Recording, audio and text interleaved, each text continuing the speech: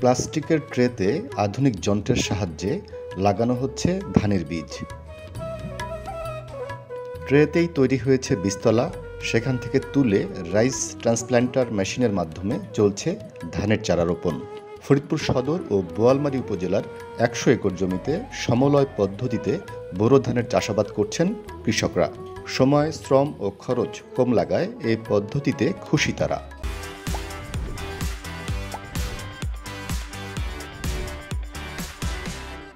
একসাথে ৯২ বীজ দেওয়া হয়েছে আমাদেরকে।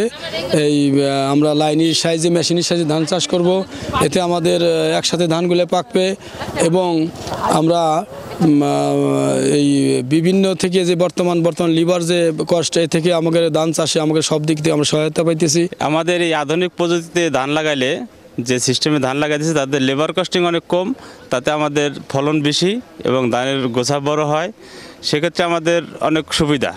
কৃষি বিভাগ জানায়, সমলয় পদ্ধতিতে হাইব্রিড জাতের ধান আবাদে কৃষকদের বিনামূল্যে বীজ, সার সহ দেয়া হচ্ছে যান্ত্রিক সুবিধা।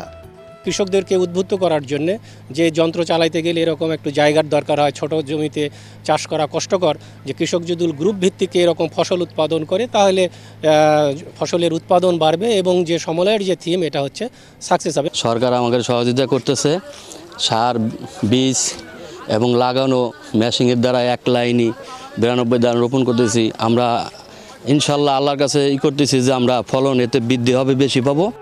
কৃষিতে যান্ত্রিকীকরণের মাধ্যমে এগিয়ে যাবে চাষিরা, এমনটাই মনে করেন জেলা প্রশাসক। এই পদ্ধতিতে আপনার চাষবাস করলে আমাদের যে অপচয় রোধ করতে পারবো, এখানে আমাদের যে খরচ কমে যাবে, তারপর হচ্ছে যে আমাদের প্রোডাক্টিভিটি অনেক বাড়বে, চারার কোয়ালিটি চারা আমরা লাগাতে পারবো। এই জিনিসগুলো কিন্তু আমাদের হচ্ছে যে করতে হবে সময়ের প্রয়োজনে। কৃষি অধিদপ্তর বলছে, যন্ত্রের মাধ্যমে ১ হেক্টর জমিতে রোপণ ও কর্তনে ২৬ থেকে ২৮ হাজার টাকা সাশ্রয় হবে চাষিদের। হাসানুজ্জামান, চ্যানেল 24, ফরিদপুর।